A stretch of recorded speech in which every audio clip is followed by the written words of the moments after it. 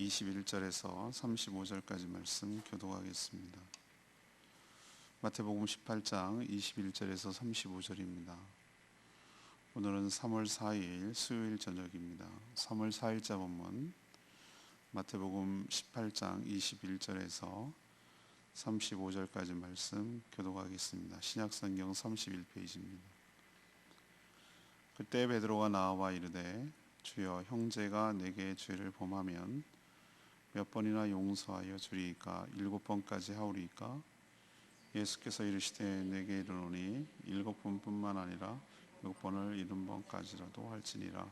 그러므로 천국은 그 종들과 결산하려 하던 어떤 임금과 같으니 결산할 때에 10,000달란트 빚진 자 하나를 데려오매 갚을 것이 없는지라 주인이 명하여 그 몸과 아내와 자식들과 모든 소유를 다 팔아 갚게 하라 하니 그 종이 엎드려 절하되 내게 참으소서 다 갚으리다 하거늘 그 종의 주인이 불쌍히 여겨 놓아 보내며 그 빚을 탕감하여 주었더니 그 종이 나가서 자기에게 100데나리온 빚진 동료 한 사람을 만나 붙들어 목을 잡고 이르되 빚을 갚으라 하며 그 동료가 엎드려 간구하여 이르되 나에게 참아주소서 갚으리이다 하되 허락하지 아니하고 이에 가서 그가 빚을 갚도록 오게 가도 그 동료들이 그것을 보고 몹시 딱하게 여겨 주인에게 가서 그 일을 다 알리니 이에 주인이 그를 불러다가 말하되 악한 종아, 내가 빌기에 내가 내 빚을 전부 탕감하여 주는 내가 너를 불쌍히 여긴 것 같이 너도 내 동료를 불쌍히 여김이 마땅하지 아니하냐 하고 주인이 노하여 그 빚을 다 갚도록 그를 옥졸들에게 넘기니라.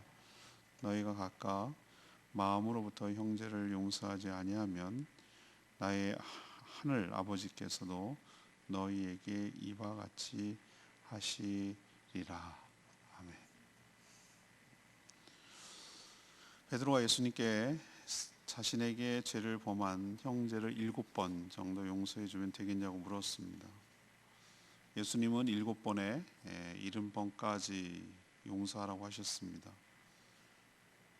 그리고 깨우치기 위하여 비유를 들기를 10,000달란트 빚진 자가 주인에게 호소하자 불쌍히 여겨 모두 탕감을 받았습니다. 하지만 자유롭게 되어서 나갔을 때 자기에게 빚진 100데나리온 빚진 자를 만나서 탕감해 주는 것이 아니라 독촉하면서 옥에다가 가뒀습니다. 이야기를 들은 주인이 듣고 분개해서 그를 잡아다가 갚을 때까지 가뒀다는 비유를 들었습니다. 그리고 마지막에 예수님은 너희도 각각 마음으로부터 형제를 용서하지 아니하면 하나님께서 이렇게 하시겠다, 이렇게 하신다라고 하시는 내용입니다. 그래서 오늘의 키워드는 아무래도 용서가 되겠죠. 그래서 주님께서 말씀하시는 용서는 무엇인가? 이것이 질문이 되겠습니다. 예수님께서 말씀하시는, 그렇다면 우리에게 기대하시는, 우리가 해야 할 용서는 무엇인가? 첫 번째는 22절에 있는 말씀을 근거로 용서하는 입장이 아니라 용서받는 입장에서 생각하라는 것입니다. 베드로는 예수님께 나와 형제가 자신에게 죄를 범하면 몇 번이나 용서해 줄지 물으면서 엄청 인심 쓰는 것처럼 7번 정도면 되겠습니까? 라고 물었습니다. 당시 랍비들은 3번 정도 하면은 많이 해주는 거라고 했습니다. 우리는 3번도 못하죠, 그죠? 그냥 한 번에 one strike out이죠. 그냥 우리 그렇게 말합니다. 한 번 용서하면 다시 안 보죠. 랍비는 3번이라고 말했는데 자기는 엄청나게 완전 숫자거든요. 7은 이스라엘 백성들, 유대인들에게는 7이라는 것은 완벽한 숫자를 의미합니다. 그러니까 7이라고 부르는 것은 이 정도쯤이면 되겠지 않습니까? 이렇게 의기양양하고 좀 자랑하고 싶고 굉장히 관대한 것처럼 얘기를 하는 것이죠. 그러나 저는 베드로의 이 말투에서 잘못된 전제 또 그의 미숙함이 느껴집니다. 이 베드로는 철저하게 어떤 입장이죠? 용서를 베푸는 사람 입장입니다. 자기가 피해자입니다. 가해자가 아니고. 자기 생각에는 7이라는 완순 숫자까지 용서해주면 아주 대단한 사람처럼 여겨져서 예수님께 칭찬을 받을 줄 알고 이렇게 얘기한 것이죠. 그런데 말이죠, 우리도 대부분 이렇게 생각한다는 거예요. 근데 저는 오늘 묵상하면서 저희 교회 부임에서 이것이 공식적인 묵상 말씀 전함이 3번째라고 말씀드렸죠. 근데 앞에 거랑 전혀 다른 시각이 보이기 시작하는 거예요. 그게 바로 뭐냐면은, 왜 반대로 생각해 보지 않을까? 왜 내가 용서해야 한다고 생각할까? 거꾸로 내가 왜 용서를 받아야 된다고 생각해 보지 않을까? 이런 생각이 번뜩 드는 거예요. 사실 우리가 살면서 물론 베드로처럼 말하는 것처럼 용서를 해야 될 상황도 많이 있어요. 누군가 나에게 정말 너무 큰 상처를 입히고 큰 모멸감을 주고 손해를 끼쳐서 누군가 용서를 해야 되는 상황도 물론 있어요, 살다 보면. 근데 인간과 인생이 참 묘해서 가해자도 됐다가 피해자도 됐다가 이렇게 섞여 입장이 서로 바뀌는 경우가 많거든요. 근데 이거는 베드로는 철저하게 피해자 입장에서 용서를 해줘야 되는, 시혜를 베풀어주는 그런 입장에서만 얘기한다는데, 저는 큰 전제에 문제가 있구나라는 생각이 든 거예요.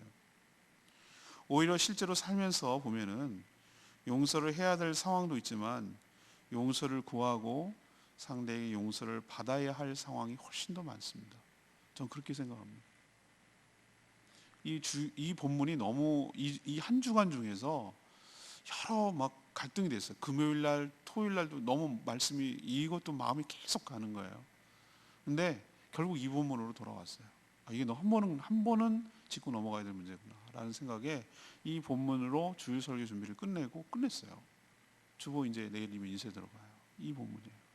근데 제가 거기에 속담을 썼어요. 사람이, 우리나라 속담이에요. 은혜는 어디에 새긴다고 우리나라 사람들이? 물에 새기고. 원수는 어디에 새긴다고요? 돌에 새긴다. 거꾸로 해야 되는데 은혜를 돌에 새겨야죠. 잊지 말아야죠. 그리고 자기가 받은 그 원수는 뭘로 새겨야 되죠? 물에 새겨야죠. 흘려보내야죠. 새기지 않는 거죠. 그러니까 새길 수가 없다는 건데, 근데 우리는 거꾸로 해요. 자기가 가한 것은 너무나 관대하고 쉽게 잊어버려요. 근데 자기가 받은 것은 절대 안 잊어버려요. 꽁꽁 숨겨놓고 돌에다 새길 만큼 각인을 시켜요. 이래서 문제가 되는 거예요.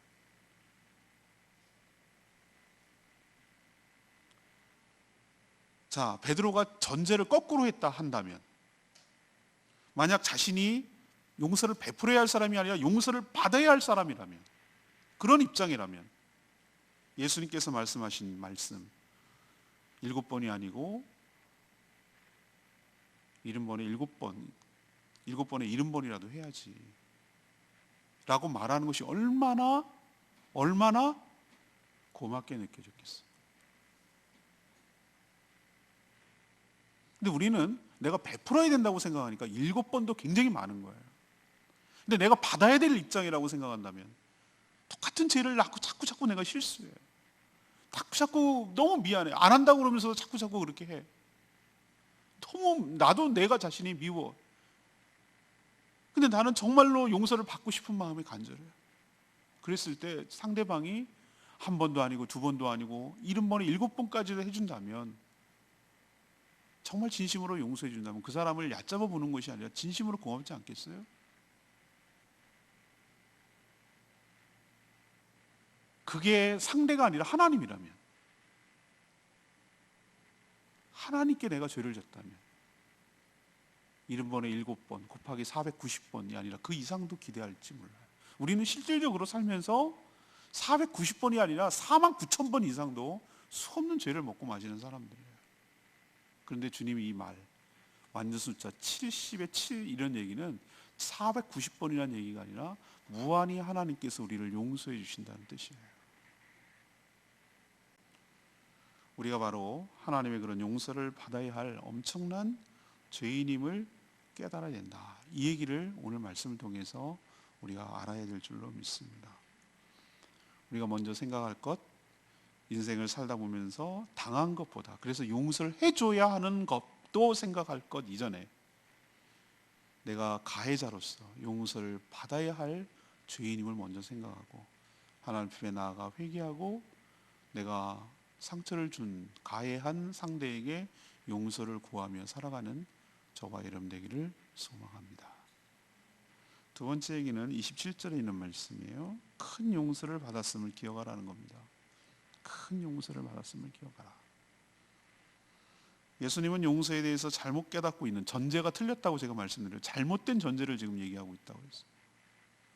이 베드로를 깨우치기 위해서 비유를 들기를 10,000달란트 탕감받은 자의 이 비유를 들고 들어와요. 10,000달란트, 이게 우리는 실감이 안 나요. 1달란트, 한 데나리온이 1당이에요. 1당. 그럼 한 달란트, 10,000달란트가 아니고 한 1달란트는 6,000일 꼬박꼬박 매일매일 1당을 벌어야 모을 수 있는 거액이에요. 한 달란트가. 뭐 일당이 노동자의 품삯이 워낙 막 시대별로 차이가 나지만 10만 원이라고 해도 어마어마한 돈이에요. 10만 원이라고. 6,000일이라니까요. 600일이 아니고. 그래서 사람마다 이건 뭐 물가가 워낙 다르니까 얼핏 어림잡아 계산해도 10,000달란트 이렇게 말하면은 20만 년 동안 일을 해야 되는 돈이에요. 20만 년 동안. 그러니까 이건 말도 안 6조라고 그럴까? 6조? 그러니까 이건 국가 단위의 천문학적 돈이에요. 무슨 예산 세울 때 하는 얘기예요. 그러니까 한 사람이 어떻게 해야 될 수 있는 돈이 아니란 말이에요. 이게 만날, 이거는 상징이에요, 상징. 그냥 우리도 하늘 땅 뭐 이렇게 헐땅 이렇게 할 때 애들이 뭘 숫자를 못 세니까 100만 개 이렇게 말하는 거랑 비슷한 거예요. 그러니까 어마어마한 채무를 그냥 주님이 상정한 거예요. 이건 못 갚아요. 주인이 불러다가 뭘 합니까? 네 소유 당연하고 처자식 팔고, 이게 말이 돼? 우리나라 요즘은 그렇게 안 합니다. 요즘 문명화된 사회에서는 노예 제도가 없기 때문에 이렇게 하진 않아요. 그 사람이 죄를 빚을 졌으면 채무가 그 사람에게 책임을 묻지 가족 간에 가서 추심하지 않아요. 근데 그 당시에는 그랬단 말이에요. 처자식도 팔고, 물론 소유는 당연히 팔고 네 몸도 팔아야 돼. 노예가 된다는 뜻이. 네 몸을 팔아도 갚지 못해. 당연하죠. 그럼에도 주인에게 와서 한다는 소리가 뭐죠? 주인님 참아주시면 갚겠나이다. 이 말투가 어디서 잘 나오는 말? 우리 말투예요. 우리 말투. 우리가 이런 식으로 산다고. 전 이 사람의 모습을 보면서 어쩌면 그렇게 우리의 내 모습 같아. 말도 안 된다는 거, 못한다는 거 너도 알고 나도 다 알아요. 그런데도 이런 식으로 살아요. 이렇게 말하면서 살아요. 하나님한테 사기치려고 그러는 거예요.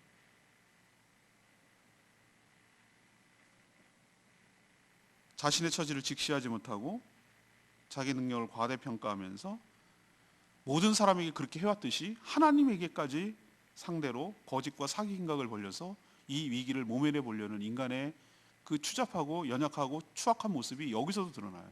이게 인간이에요. 그런데 놀랍게도 말이죠, 이 주인이 이렇게까지라도 하는, 빌고 이렇게까지라도 하는, 이 주인이 뭐가 이쁜지를 몰랐으나 이쁜 게 아니었어요. 이유는 딱 한 가지였어요. 불쌍히 여겼다고요. 긍휼히 여겼다고. 불쌍히 여겼다고. 사랑하는 여러분, 하나님께서 우리의 빚은 죄죠. 우리를 용서해 주신 이유는 딱 한 가지밖에 없어요. 여러분 거기다가 갖다가 뭘 붙일 이유가 한 개도 없어요. 우리를 긍휼히 여기셨기 때문에. 저 인간 저렇게 살다가는 어떻게 될지 너무너무 잘 알기 때문에, 모든 것이 파산이고 모든 것이 끝장이라는 것을 너무 잘 알기 때문에 처자식도 팔고 모든 소유도 팔고 네 몸뚱아리 팔아도 안 해결돼. 그렇게 살 수밖에 없는 그 존재를 불쌍히 여겼기 때문에, 딱 이유 한 가지예요. 하나님께서 우리를 불쌍히 여겨주지 않으면 우리는 문제는 해결되지 않아요. 이게 전적인 하나님의 은혜라는 걸 우리에게 깨닫게 해주는 거예요. 그래서 1만 달러, 말도 안 되는 빚을, 이걸 어떻게 빚을 이렇게 졌는지 모르겠으나 수없이 죄를 먹고 마셨다는 얘기죠. 다 탕감받았어요. 빚이 없으니 묶어둘 이유고 잡아둘 이유가 없어요. free, 풀어줘, 자유롭게 해줬어요. 죄가 없으면 우리를 자유롭게 한다는, 죄가 우리를 묶어두거든요. free 하는. 이 종은 명백하게 우리의 모습을 상징해요. 하나님 앞에 도저히 갚을 수 없는 엄청난 빚, 곧 죄를 지은 우리의 모습을 보여주는 거예요. 우리는 못 갚아요. 하나님이 그걸 너무 잘 아셨어요. 인생이 파산날 우리를 불쌍히 여겨주셔서 우리가 감당하지 못할 그 빚, 그 죄를 다 탕감, 용서해 예수님 때문에 예수님이 다 갚아주셔서 대신 갚아주셔서 그 죄를 다 탕감해 주시고 용서해 주신 줄로 믿습니다. 이 사실을 잊어버리면 안 돼요. 우리는 자꾸 신앙생활 처음에 시작할 때는 그 감격이 있어요. 뭐냐면은 눈물이 나요. 눈물이 나. 처음에 예수님 믿을 때는 눈물이 나요. 왜 그러냐면은 이 나 같은 죄인을 참아주신 것이 너무 감사해요. 앉으면 눈물이 나. 찬송 부르면 눈물이 나. 말씀만 들으면 눈물이 나. 어떻게 나 같은 죄인이 용서를 받았는가? 어떻게 나 같은 죄인이 은혜를 입었는가? 이 더럽고 추악한 죄인이 어떻게 내가 탕감을 받았는가? 이런 생각만 들면 그 하나님의 은혜가 너무 고맙고 감사하고 감격하고 그렇게 살아가는데 슬슬 시간이 가고 세월이 지나면 이 못된 인간의 죄성과 습성이 나와요. 에이구 뭐 용서해 줄만 하니까 용서해 꽂지. 내 잘하잖아 요즘. 요즘 좀 충성하고 열심히 하잖아. 쓸만하잖아. 이런 식의 오만불손한 자기 의로움과 자기 공로가 스며들고 하나님이 나를 긍휼히 여겨주셔서 탕감해 주시고 용서해 주시고 은혜를 베푸셔서 감당 못할 은혜를 베풀어 주셔서 나 같은 죄를 건져주시고 자유롭게 했다는 사실을 망각하는 데서 문제가 생겨요.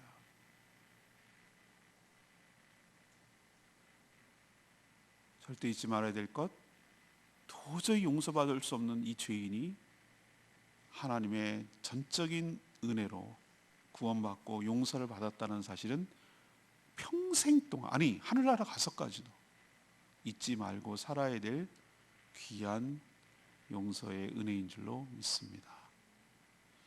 세 번째 얘기는 33절 얘기인데요. 용서받았으니 너도 남을 용서하라는 거예요. 이런 엄청난 빚을 모두 탕감받고 자유롭게 풀려난 종이 나가서 자신에게 100데나리온 빚진 동료라고 그랬어요. 동료 한 사람을 만났어요. 종도 아니고 동료예요. 앞에는 주인과 종의 관계인데 같은 동료예요. 형제란 얘기죠. 100데나리온, 아까 말씀드렸죠. 1데나리온은 하루 일당이에요. 그러니까 100일치 임금이에요. 물론 적지 않은 돈이에요. 하루 10만 원씩 하고 30일 일하면 900일. 그죠? 석 달 정도는 일을 해야 되는 큰 돈이에요. 석 달 더 되겠네요. 그죠? 100일이면은. 뭐 우리로 치면은 10만 원씩 받는다고 치면 한 1,000만 원 정도? 물론 적은 돈은 아니에요. 1,000만 원이 무슨 내 이름도 아니고. 근데 말이죠. 우리는 상대적인 돈이라는 게 화폐 가치라는 게 상대적인 거거든요. 10,000달란트, 물론 100데나리온이 적다는 얘기가 아니라 물론 그것도 갚아야 될 문제. 근데 10,000달란트에 비하면 60만 분의 1이거든요. 이거는 말도 안 되는 액수잖아요. 자기는 그렇게 혜택을 입었으면서 자기에게 그렇게 채무 관계가 있는 이 동료 붙들었어요. 목을 잡았어요. 쪼르는 거예요. 압박하는 거예요. 빚을 갚으라고 독촉하는 거예요. 그 상대방 동료는 뭐라 했습니까? 자기가 한 똑같은 행동을 해줬어요. 참아달라고. 조금만 참아달라. 내가 갚을 수 있다고.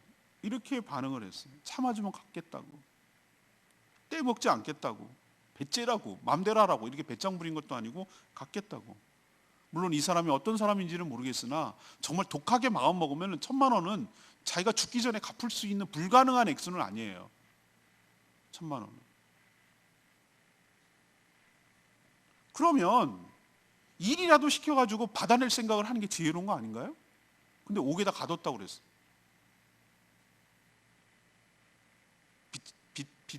빚진 자의 대표적인 요즘 연예인이 이상민 씨. 불쌍의 아이콘. 근데 그 사람 보면요, 그 머리 좋은 사람이에요. 채권자들이. 그 사람은 옥에다 가주면 자기가 다 손해예요. 다 날아가는 거예요. 잘 관리를 해서 열심히 일하도록 해서 계속해서 꾸준히 계속 갖도록 만들어주는 거예요. 그게 오히려 현명한, 그래야 자기가 뭐가 손해가 안 끼칠 거예요. 자주 채권자들을 만난다고 이렇게 얘기하더라고요. 그 우스갯소리로 자기는 그렇게 얘기하는데, 난 정말 그 사람 칭찬해주고 싶어요. 나 몰라, 마음대로 해. 그냥 뭐 감옥에 가서 뭐 그렇게 살고 말지, 이런 식으로 안 하고 끝까지 자기가 한 것에 대해서 책임을 지려는 이 모습이 저는 참 귀하다고 생각을 해요. 근데 이 사람은 어떻게 했습니까? 좀 비유긴 하지만 100대 안의 예언을 못 갚는다고 갚도록 해줘야 되는데 옥에다 가둬버렸어. 그럼 어떻게 갚으란 얘기야? 난 그게 이해가 안 가더라고요. 이 기막힌 상황을 보다 못한 다른 동료들이 이 모든 사실을 주인에게 알렸어요. 주인이 아주 크게 분개했어요. 진노했어요. 대노했어요. 그 잡아들이라고 그랬어요. 그리고 하시는 말씀이 32절 33절인데, 자신이 너를 불쌍히 여겨준 것처럼 똑같이 네 동료를 불쌍히 여기는 것이 마땅한데 너는 어떻게 그렇게 할 수 있느냐라고 크게 화를 내잖아요. 주인은 갚을 때까지 그 자를 옥에다 가두라 했어요. 못 갚아요.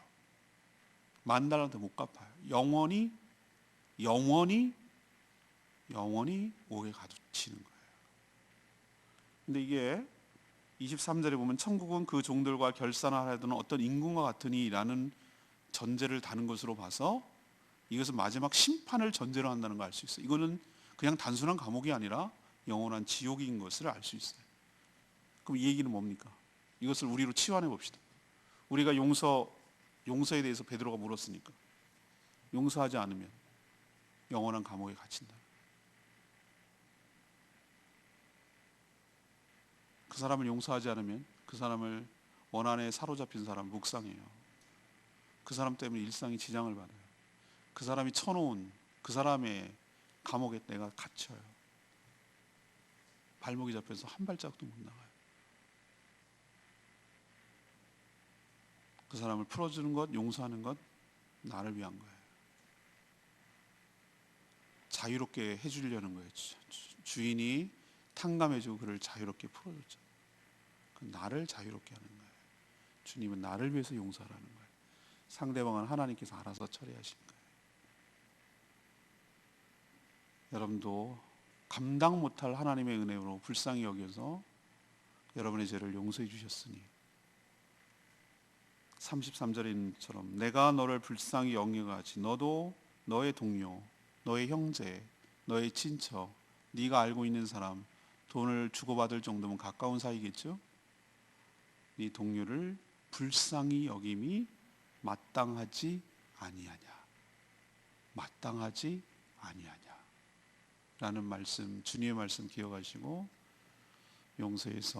용서받았으니 용서해 주셔서 자유롭게 살아가는, 갇히지 않는 저와 여러분 되기를 소망합니다. 역시 33절 35절 말씀이 내면 말씀인데, 너희는 각각 마음으로부터 형제를 용서하지 않으면 너희 하늘 아버지께서도 너희에게 이와 같이 하시리라. 종도 아니고 이방인도 아니고 같은 형제라고 했죠. 형제를 용서하지 않으면, 아니 무슨 철천지 원수, 뭐 3대째 집안의 원수를 말하는 게 아니에요. 형제, 내 혈육을 나누는 형제일 수 있고요. 가깝기 때문에 더 원수가 원한해지는 거거든요. 여기서 형제라는 것은 같은 성도를 의미하는 거예요. 마음으로부터라고 그랬어요. 이게 굉장히 중요한 말이에요. 마음으로부터 용서하지 않으면 마음의 감옥에 갇힌다는 뜻이에요. 그리고 이렇게 용서하지 않으면 하늘 아버지께서 너를 용서하지 않겠다고 얘기하잖아요.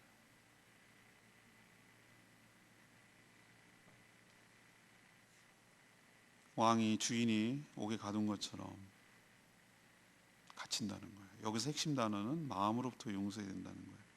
마음으로부터 용서하지 않은 마음의 감옥에 갇힌다고 말했어요. 상대에게 잡혀서 자유를 잃어버린다고 내가 말씀드렸어요. 상대를 용서하고 풀어줘야 내가 자유롭게 해방되는 겁니다. 용서는 나를 위해서 하는 것임을 기억하고 용서하며 살아가는 저와 여러분 되기를 소망합니다. 오늘 다시 질문으로 돌아갈 거. 이 본문은 너무 귀한 말씀이라서 다시 한번 리뷰할 겁니다. 주일날 다시 한번 차분하게 차근차근 정리할 건데, 용서, 주님께서 말씀하신 용서는 뭔가, 이것이 오늘의 질문이거든요. 지금 우리 세 번째 묵상하면서 발견한 것이 있다고 말씀드렸죠. 용서 받는 입장이 아니라 용서하는 입장이 아니라 받는 입장에서 한번 생각해요. 늘 피해자 의식, 피의식이 사로잡혀 있지 말고 내가 얼마나 무수한 사람들에게 가해를 했는지를 먼저 좀 생각해 보라는 거예요. 근데 실질적으로 우리가 살면, 모르겠어요, 여러분들은 어떻게 살았는지 모르겠지만 저 같은 경우 가만 생각해 보니까 시소로 치면은 훨씬 내가 남에게 상처를 준 게 훨씬 더 많아요. 내가 당한 것도 있지만 내가 준 상처가 훨씬 더 많더라고요. 그럼 나는 어떤 입장이 될까? 7번씩이나 용서해 준다고? 내가 반대 입장이라면 그 이상도 용서를 받고 싶은 마음이란 말이죠. 하나님이 나를 그렇게 용서해 주셨어요. 그렇다면 우리도 그래야 될 줄 압니다. 10,000달란트라는 것은 상징적이라고 말씀드렸어요. 하나님 앞에 우리가 얼마나 죄를 먹고 마셨는지 도저히 여러분 하루에 한 3번 정도 마음으로 죄 짓는 사람은 아주 천사라고 그럴 거예요. 천사. 주님께서 형제를 미워하는 것도 살인이라고 그랬거든요. 간음이라고 그랬거든요. 마음속 죄까지도 죄라고 여겼기 때문에 하나님 입장에서는 우리는 하루에 3번씩만 죄를 짓면 1년이면 얼마예요? 1,000번 넘을 거예요. 평생 살면 아주 죄 더덕. 그게 요즘 바이러스고 세균이라고 하면 나는 아마 벌써 죽었을 거예요. 그러니까 그만큼 생각하면 우리 10,000달란트라는 게 느낌이 와요. 얼마나 많은 죄를 짓고 우리가 살아가는가. 마땅히 다 갚아도 갚을 길이 없어요. 죽어야 끝나는 거예요. 그러나 주님께서 탕감해 주시고 불쌍히 여겨서 용서해 주신 거 기억하시고, 우리가 억만 죄악 가운데서 건진받고 은혜를 입어서 용서받았다는 사실을 평생 잊지 않고 살아가는 저와 여러분 되기를 소망합니다. 마지막 3번째는 뭐라고 했어요? 네가 그렇게 은혜를 받았으니, 너도 그 엄청난 은혜를 받았으니 너도 다른 형제, 지체들을 그렇게 용서하는 것이 마땅하지 않겠냐? 라고 주님께서 기대하는 바가 이거예요. 그 엄청난 죄를 용서해 주신 이유가 바로 이유가 거기에 있어요. 너도 그렇게 하고 살아라. 이 말씀 붙들고 우리 살아가는 저와 여러분 되기를 소망합니다. 오늘 말씀 붙들고 기도하기 전에 706장 찬양지 부르고 기도하겠습니다.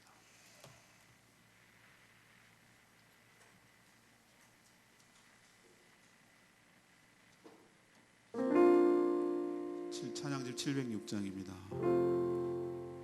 보소서 주님, 나의 마음을 선한 것이 하나도 없습니다. 주님, 저에게 사랑을 가르쳐 주시고 주님의 마음으로 용서하게 하여 주시옵소서. 주님의 성령을 나에게 채워주셔서 주의 길로 가게 하여 주시옵소서. 나를 용서해 주신 그 주님의 마음을 저에게 부어 주시옵소서. 기도하는 마음으로 이 찬양 같이 부르겠습니다.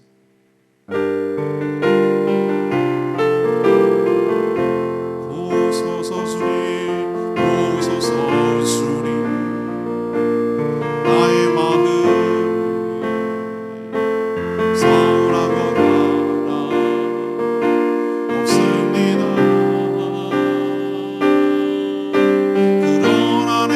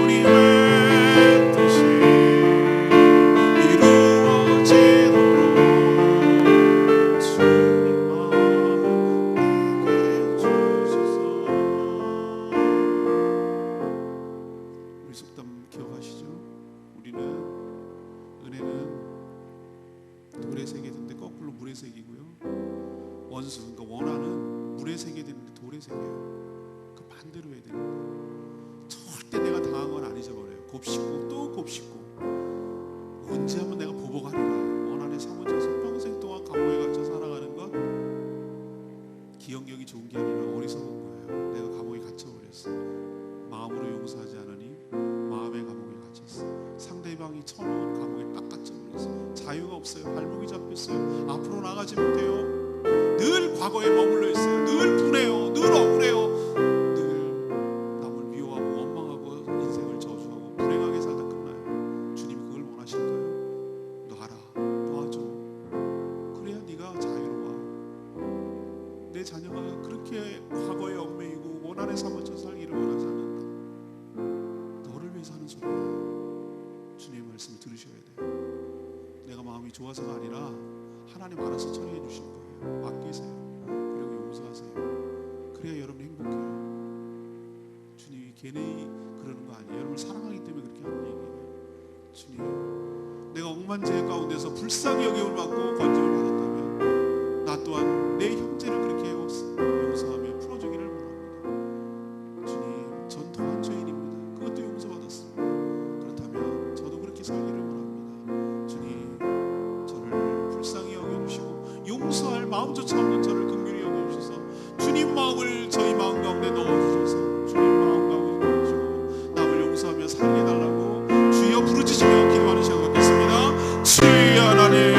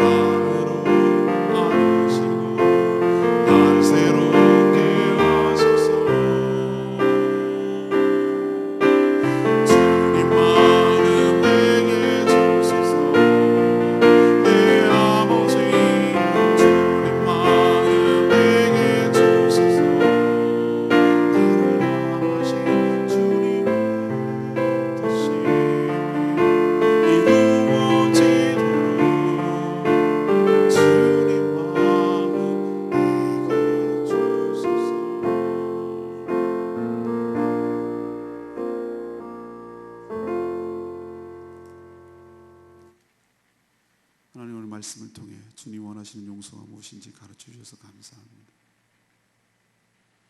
저희는 늘 남에게 용서를 베푼다고만 생각했습니다. 늘 피해자라고만 생각했어요. 하지만 저희가 바로 하나님께 용서를 받아야 할 가해자입니다. 더 많은 용서를 기대할 수밖에 없는 죄인임을 깨닫게 하여 주시고 똑바로 보게 하여 주시옵소서.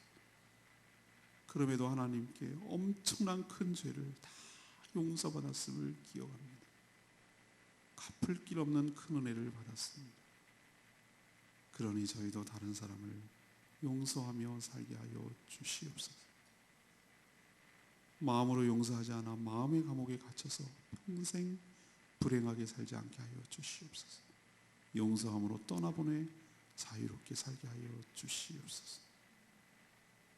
오늘 이 말씀을 하신 이유를 깨닫게 하여 주시고 곧바로 적용하고 실천해서 모든 관계가 묶임이 풀려나는 역사 있게 하시고 자유롭게 해방되어 살아가는 은혜를 있게 하여 주시옵소서. 주님께 모든 것 맡기옵고 예수 그리스도의 이름으로 축복하며 기도합니다.